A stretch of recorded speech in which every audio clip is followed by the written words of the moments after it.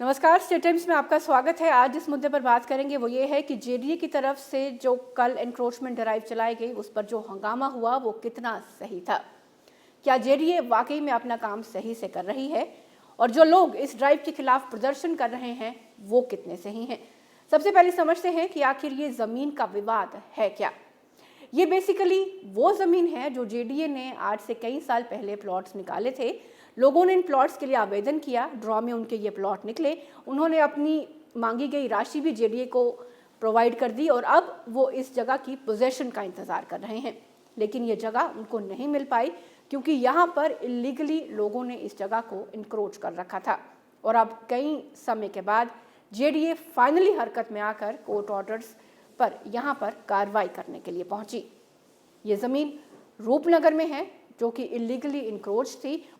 कल हमने देखा इस बात को लेकर काफ़ी हंगामा हुआ कि जेडीए ने रूपनगर में एक एनक्रोचमेंट ड्राइव चलाई, एक ऐसी जगह जहां पर कुछ लोगों ने इलीगल कब्जा कर रखा था। कोर्ट ऑर्डर पर जेडीए की तरफ से वहां पर कार्रवाई की गई और उस जगह को खाली कराया गया। पिछले कई महीनों से लोग जेडीए से इस बात की शिकायत कर रहे थे कि ये जगह जो उन्हें अलॉट की गई है उस पर मालिकाना हक जेडीए इन लोगों को, इन अलॉटीज को प्रोवाइड नहीं कर रही है और इसी पर कार्रवाई करते हुए जेडीए की तरफ से रूपनगर में ये कोशिश की गई कि उस एनक्रोच लैंड को खाली कराया जाए और जो एक्चुअल लोगों के पास उसके मालिकाना हक हैं उन्हें ये लैंड दी जाए।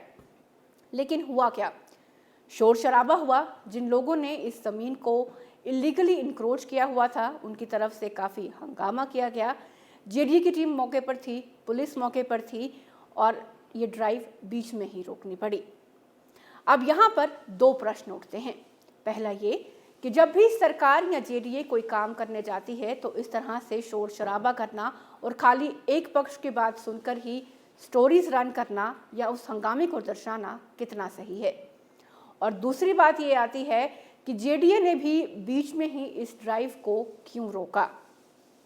अगर इस पूरी ज़मीन को खाली कराने के ऑर्डर से और वो लोग जिन्होंने कई पैसा देकर इस ज़मीन को जेडीए से खरीदा है और अपने पोजीशन का वेट कर रहे हैं, उन लोगों को जब ये उम्मीद जगी कि अब फाइनली जेडीए हरकत में आई है और ये लैंड उन्हें मिलेगी, तो जेडीए ने बीच में ही इस ड्राइव को क्यों रोक दिया। इस अतिक्रमण ड्राइव का बीच में रुकना भी अपने आप में एक सवालिया निशान लगाता है और इसी बात को लेकर आज यानी कि बुधवार को प्रेस क्लब के बाहर इन लोगों ने जेडीए पर इस बात को लेकर प्रश्न भी उठाए कि कल जब कोर्ट ऑर्डर्स पर यह ड्राइव वहां पर चलाई गई थी तो क्या कारण रहे कि जेडीए ने एक बार फिर इस ड्राइव को आधा अधूरा ही छोड़ दिया। ये लोग इस बात की गुहार लगा रहे हैं कि जेडीए इतने पैसे लेने के बाद इन लोगों को फाइनली इनकी ज़मीन, इनके प्लॉट कब हैंड ओवर करेगी।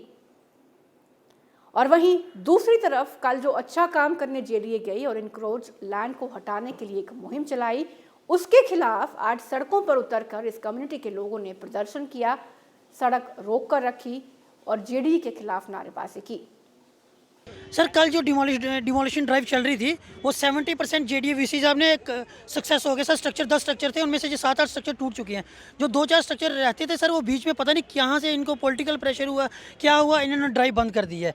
सर वो ड्राइव जल्दी से दोबारा से करें। एलजी साहब से हमारी रिक्वेस्ट है कि वो ज़मीन जल्दी से खाली करवा के हमें जल्दी से फिजिकल पोजीशन दी जाए।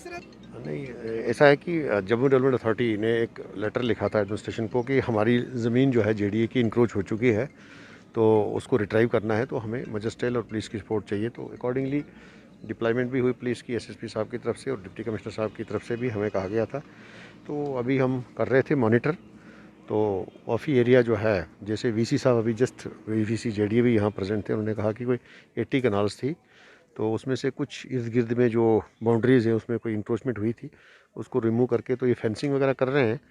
तो नेचुरली गवर्नमेंट की प्रॉपर्टी है, गवर्नमेंट की प्रॉपर्टी पर कब्जा कोई कर देगा, 20 साल का हो, 30 साल का हो, तो वो तो रहता नहीं है, उससे तो कोई टाइटल और स्टेटस बचता नहीं है।